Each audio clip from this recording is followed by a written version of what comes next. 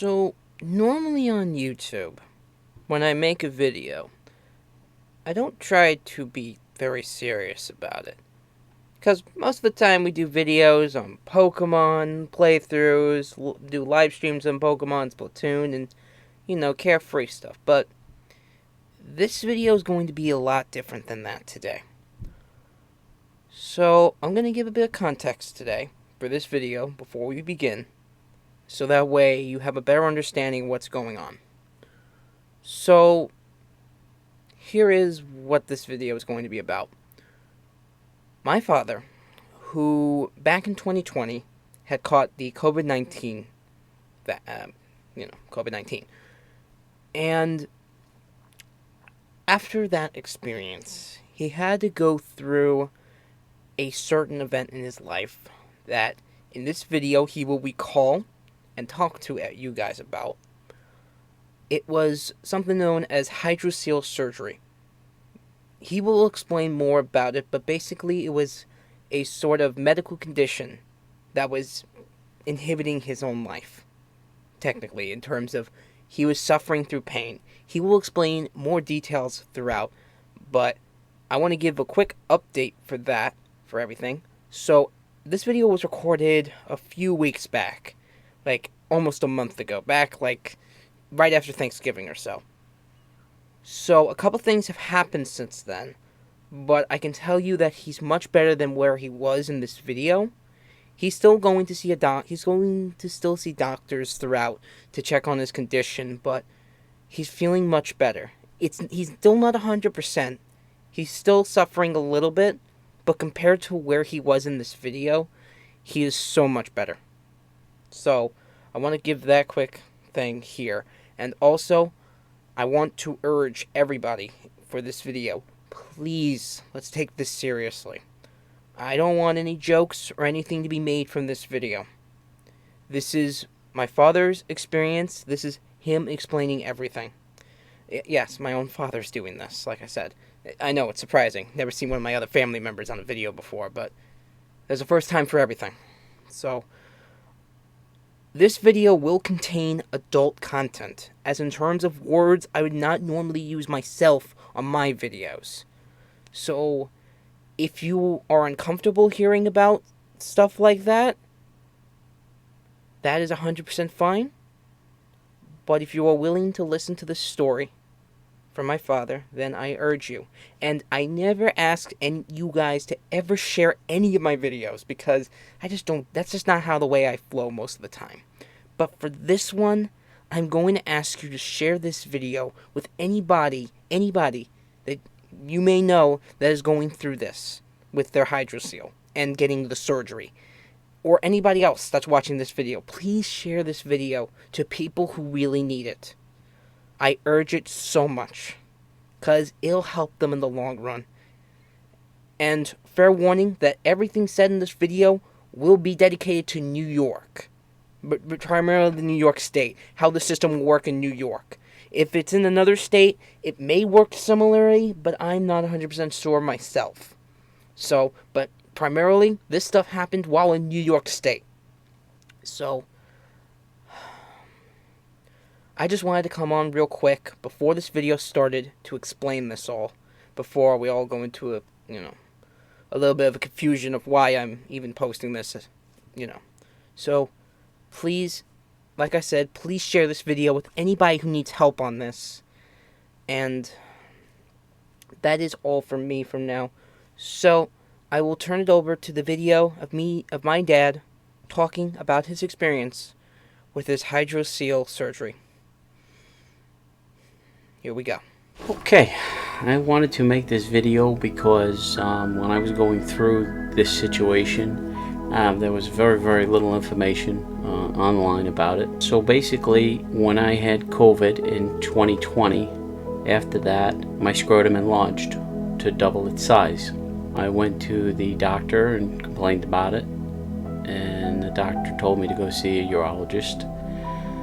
I went and spoke to a urologist about it, and the urologist at that time was not tremendously concerned, because I told them that it happened from COVID and that they were still in the early parts of the COVID, phenomenon, that they didn't know all the things that would happen to your body from having COVID, and that I should not be alarmed, and that I was still young, 49 years old at the time, and that I should wait maybe about 6 months out and kind of keep an eye on it. And he thought that it would probably go away on its own. Well, it didn't.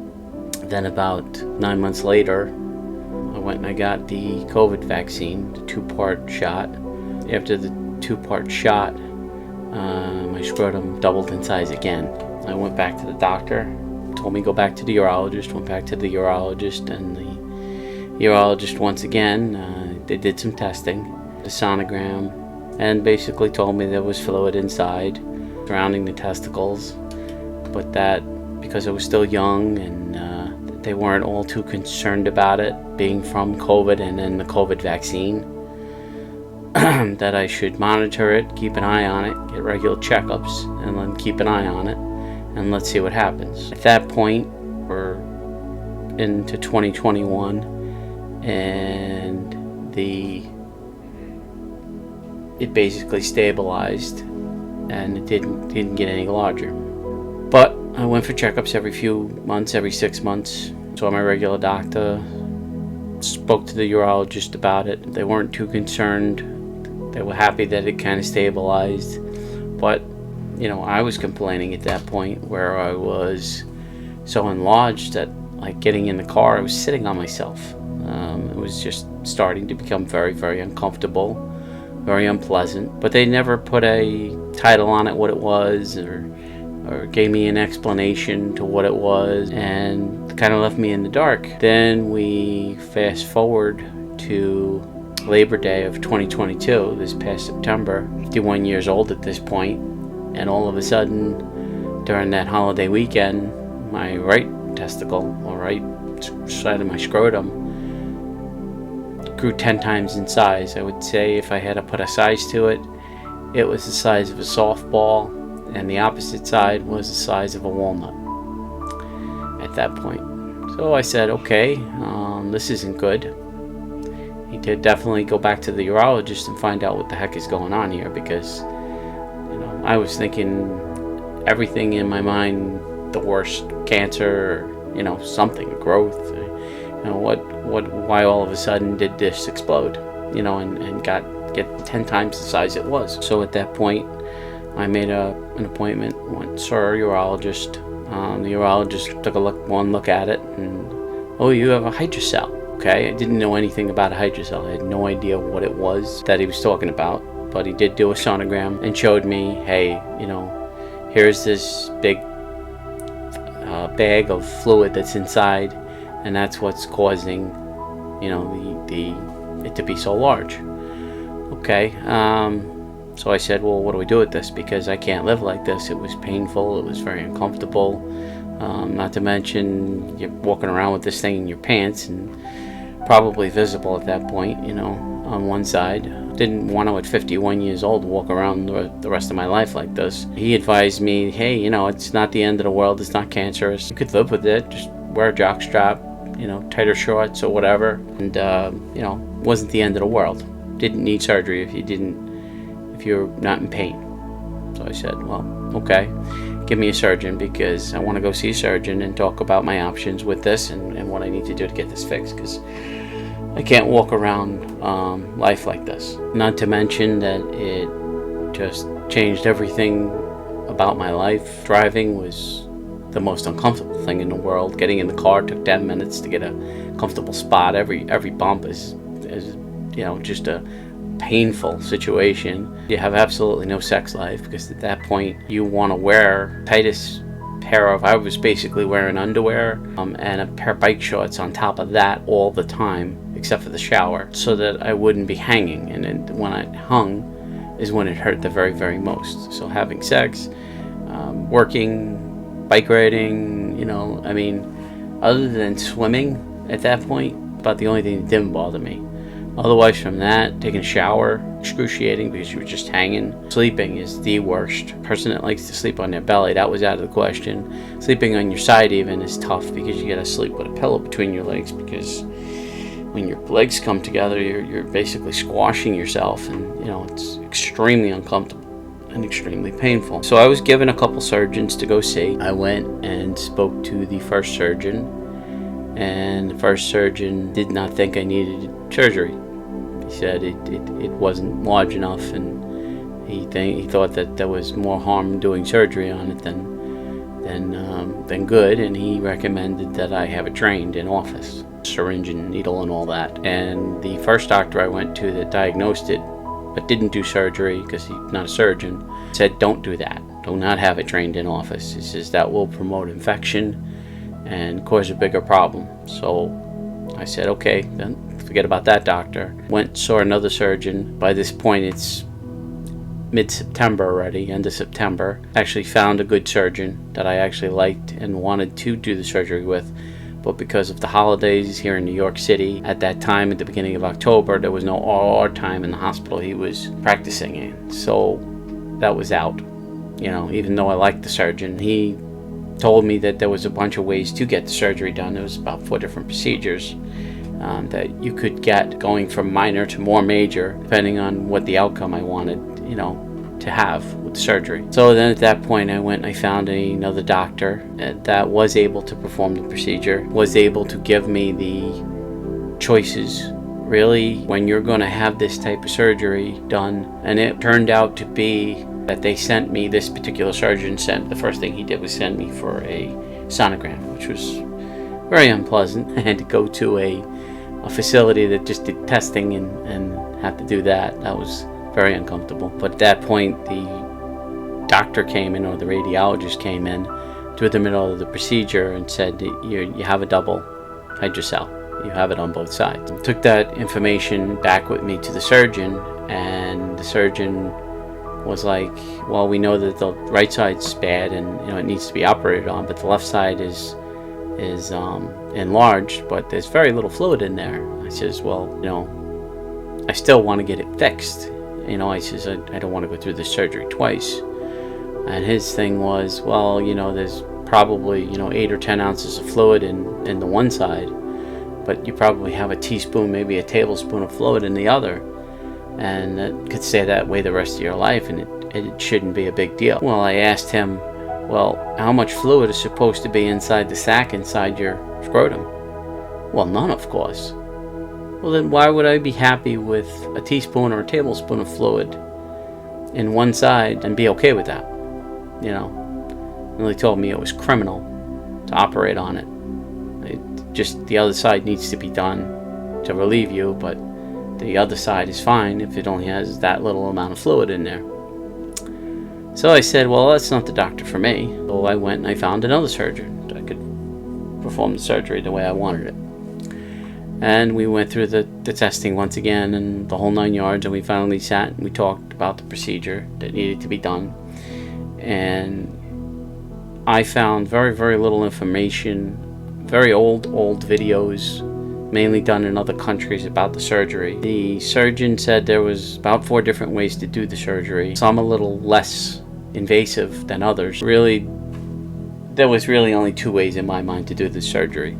One was to have an incision made at the bottom of the scrotum and then put a hole inside the bag or the sac or the hydrocele and drain it, and at that point put a suture in the middle of it and bow tie it so that the bag wouldn't be able to fill up all the way any longer, and the suture would keep it from spreading and filling completely. Probably somewhere along the line, though, the hole that was left behind in the sac would probably heal closed, and you'd still eventually have some kind of fluid retention in the sac, which didn't really make sense to me. I'm here at 51 years old and not wanting to have the surgery a second time. So at that point, I decided on a more lasting procedure. The reoccurrence of it is only 1%. Basically, they open up your scrotum. It's called the bilateral procedure, and they cut out, they actually drain the hydrocele, pull it out of, with the testicle out of the scrotum, cut away 3/4 of that sac, then take it and basically make a taco out of it, and then suture it behind the testicle so that it's just a small sac covering your testicle, and then that's it. And there's no chance for it to refill and retain fluid or do anything like that. The 1% would be if the sac itself regenerated, and there's very, very little chance of that happening. It'd have to be a real odd occurrence. So that's the procedure that I opted to do, and I felt very comfortable with the surgeon that was doing it to take care of it. So I felt I was going to have a good outcome, which was what I was looking for. Going into the surgery, I finally scheduled it for the beginning of November of 2022, and he told me before I went in for the surgery that you're looking at probably a 4 to 6 week recovery time, that you're going to have the surgery done, and then the next day, just from the surgery itself and the swelling, it's going to be double and triple the size it was beforehand. So don't be alarmed, and that, you know, it's going to be almost like you didn't have the surgery. So I don't want you to be discouraged, you know, that this is what's going to be. You know, you got to have it and then recover from it. So that was my notion going into the surgery, which was understandable. At that same time, while I was there, because I'm 51 years old and I don't want to have any more kids, I also elected to have a vasectomy done, which was no big deal because they were already in there, opening up both sides. So I had that done. And in New York State, because I wanted it done, you have to sign a form inside your doctor's office 30 days before the procedure. So I signed the form on September 28th, couldn't have the surgery till October 28th. Ended up having it the first Monday in November. So it did delay the surgery by a couple weeks more. Could have gotten on the surgical schedule beforehand, but because of the New York State law, you have to sign it 30 days before, which was not the end of the world. It was a couple more weeks for me to prepare and get things lined up at work, knowing I was going to be out and all that. So it kind of just gave me a couple more weeks to get, you know, prepared and ready. So it wasn't the end of the world, but glad I get everything done at one shot, because I don't think I would have went for the vasectomy afterwards on my own just for that procedure, because it's in office under a local. Don't think I would have been comfortable getting it done, but I did, and I'm actually glad it's done. It's finished. Don't worry about that anymore. So day of surgery, went there, surgical ambulatory place in Staten Island, New York. Really good staff. Explained everything to me. They told me it was probably going to be about a 90-minute surgery. I was in there for about 2 hours. Nothing went wrong. It went well. Just doctor was taking his time to do the job the right way, which I had no problems with. So I had the surgery done 10:30 in the morning, woke up around 2:30 in the afternoon, was released from the center at about 4 o'clock in the afternoon, which wasn't too bad. Sent me home with painkillers and an antibiotic. The antibiotic was because of them being inside of there. They didn't want an infection to develop, and if an infection developed, you're probably going to have another surgery or a clean out. So I was very, very happy that I didn't have to do that, and I just had to go on antibiotics. So that seemed to work out very well. I went home basically numb. They put some kind of local into the nerves above it. So I was, that day, waking up, other than being uncomfortable from the dressing they put on me. It's basically a jock strap type of thing with like 10 pounds of gauze pads loaded down there. Beyond being uncomfortable, I was fine. You know, there was no pain. They sent me home with painkillers and the antibiotic, like I said. Went home, ate, you know, didn't have any problems peeing or doing any of that. Went to bed that night, got up the next morning, and the next morning was rough. The pain level on a scale of 1 to 10 was a 20. It was just absolutely screaming down there. I was in a lot of pain, a lot of discomfort. Mind you, I haven't seen what they did to me. It was all, like I said, bandaged up, and I had a thing on. So, you know, at that point, it was just take painkillers and ice. Lots and lots and lots, as much as you can get your hands on, of ice. Anytime the ice bag melted, I refilled it and just basically put it underneath me and sat on it.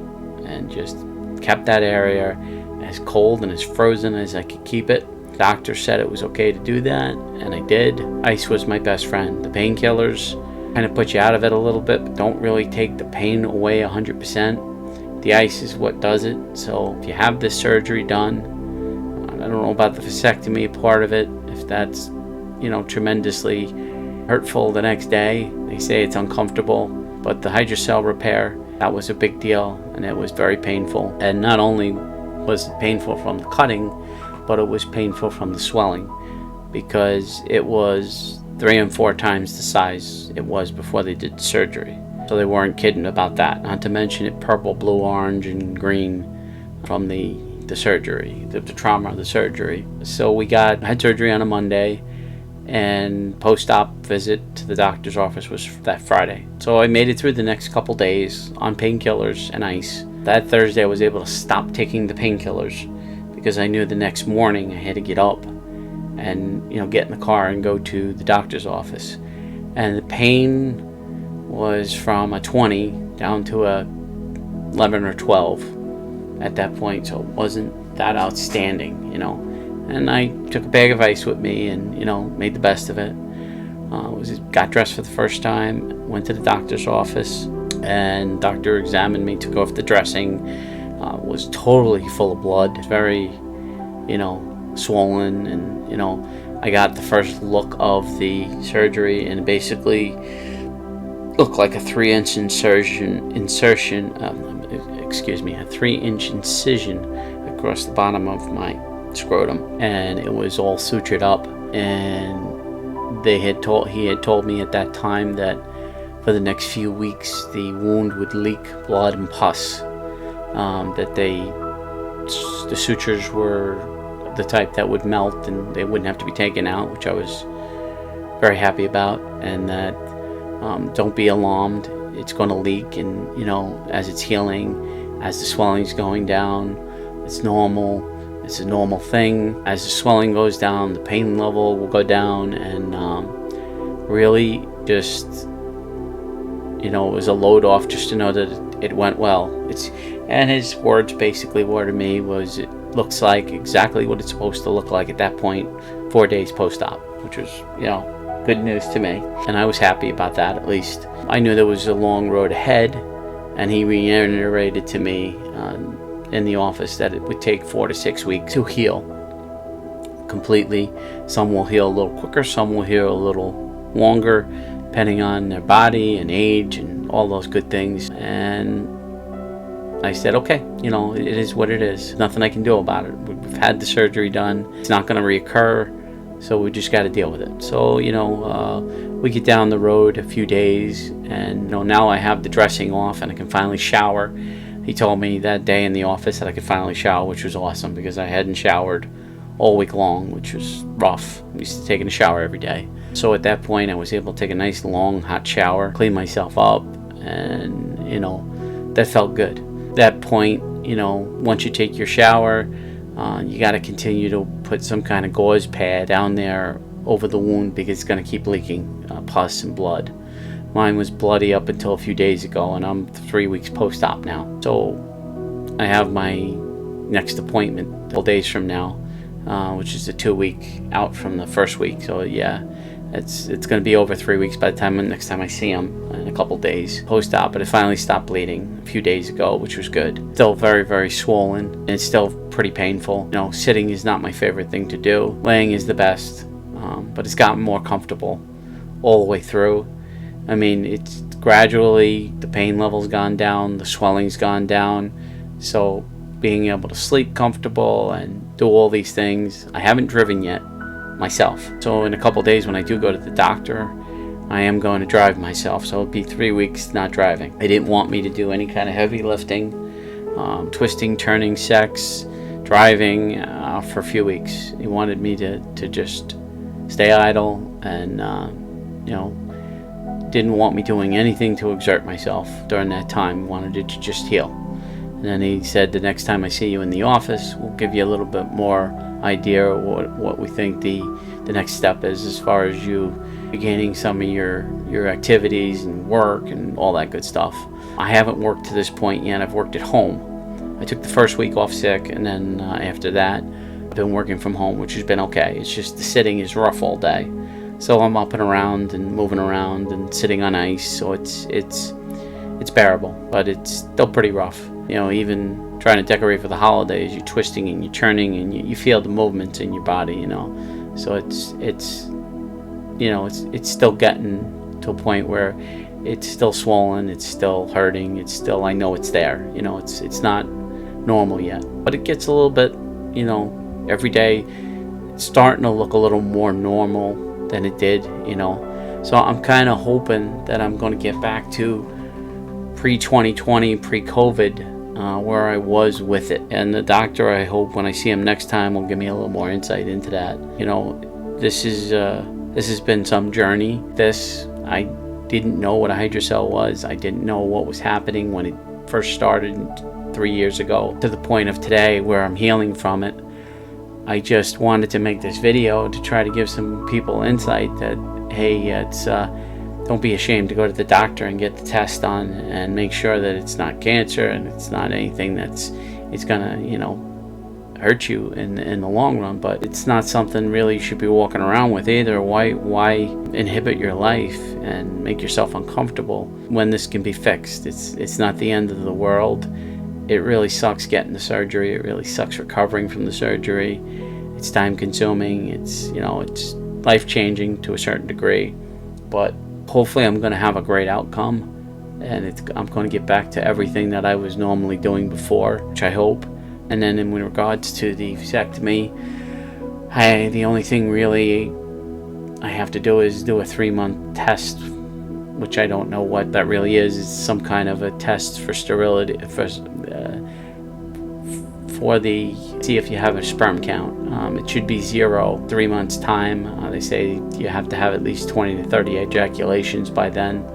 I haven't had any sex yet. It's been a month just about, and so when I get my next doctor's appointment, I'll find out more about that, if I can or I can't.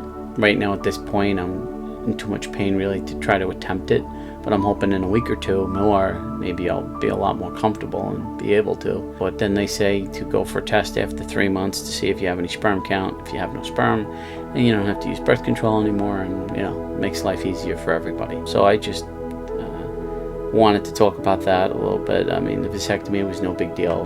Probably if I had gone for it as an office procedure, probably would have been a week or so, you know. I don't think it would have been a big deal. His procedure was to cut the tube, then fuse the tube with heat, and then put a clamp on it, on either end of the tube. So they cut it, they cauterized it, they clamped it. It's 99% effective. The 1% is that somehow or another the clamp falls off, the cauterization didn't work, and the tubes reattached themselves perfectly so that sperm can now flow through them again. So I seriously doubt that is going to happen. So I'm pretty confident in 3 months when I take the test or whenever, it's going to be, you know, 0 and done. And I mean, they say all the videos I watched on it, and there's no performance issues from it and stuff like that. I don't feel any different, and if anything, probably your mind's at ease, you know, once it's all done, because you don't have to worry about it anymore. You don't have to worry about, you know, something happening, because it's not gonna happen if you don't have any sperm flowing through there. And it's my understanding that the body just reabsorbs the sperm as you make it in the testicles, even though it can't flow through the prostate and up and into the ducts to ejaculate it out. So from what I understand, it's not a big deal. You know, shouldn't change anything. And the other thing I was advised is after this surgery, the hydrocele surgery, don't have any blood work done with prostate numbers of any kind.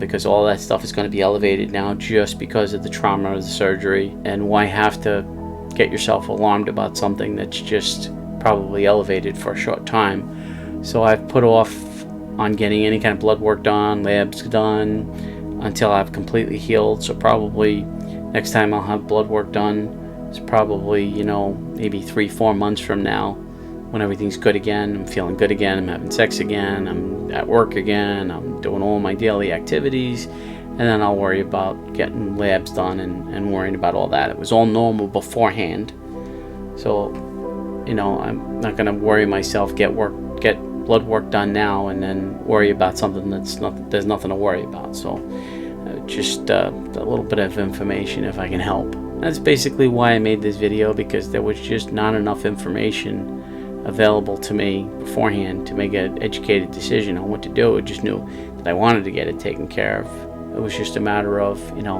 how do I go about doing it? You know, what's the best thing to do? You know, but this all stemmed from COVID. I did not have this problem prior to COVID. You know, probably the hydroceles or the bags that were inside of there, probably from when I was an infant, because your testes start by the kidneys, and then they travel down after the first year of birth. After birth, and then they travel down and go into your scrotum, and then they close up, and the tubes probably formed back then and were always there, so they somehow or another filled with fluid, and then because they're watertight, the fluid stayed in there, and it just filled and filled and filled. Why all of a sudden it just happened to grow, you know, a few months back to an enormous size, I don't know. I really don't have a clue. The doctors didn't really have an idea why it happened so suddenly. They didn't believe it was from COVID, but I know it was from COVID and from the COVID shot. The COVID shot really put it into high gear. They were big after COVID, but then they really doubled after that again. And so I know it was COVID that did it. And really been an odyssey. You know, I knew I had to do something about it somewhere along the line. I just knew it wasn't normal. And somewhere along the line I would have found somebody to figure it out and fix it, because they didn't want it to begin with. They were uncomfortable, but when they blew up on me, then I didn't have a choice. It was immediate that I needed to have something done. And I'm not the kind of person to walk around with things wrong with them hindering my daily life. I'm an active person, so I like to be active, and not walk around like this just was not normal for me. So, you know, that is the reason why I went through this. But like I said, I couldn't really find good information on the net or really in books or anywhere where I could get a better idea of what was going on and how it needed to be fixed. But I'm glad I got it done. I'm glad I got it taken care of. I'm glad I, you know, got the best procedure that I could get, so that there is no reoccurrence, because I wouldn't want this to reoccur. And, you know, I just want to be able to be healthy. So I hope this video helps people in my situation, whether you get it from COVID or just a natural, normal occurrence. They tell me that it's 1% of the men in the United States get this. You know, I don't know anybody that's ever had it. But if it helps people watch this video and gives them some kind of insight into the problem, the recovery, the surgery, you know, then it's at least better than what I had, because I really didn't have anything to go by. But at least, you know, hey, here I am 3 weeks post-op and I'm okay. It's not the end of the world. It's going to be, you know, like any other surgery. It's going to be uncomfortable for a while, and, you know, it's not going to be fun. But, you know, you just got to kind of bed down and go along with it and listen to your doctor. Because if you don't listen and you start doing things beforehand, you will end up with other problems, and it's not worth it. It's worth to take some time off as best as you can, and, you know, listen to the doctors. You listen to the doctors, you generally have a better outcome to begin with, you know. Well, I wish everybody the best with this. If you're watching this video, then you're in my shoes or where I used to be, and I hope this helps you. And have a good holiday season. Thank you.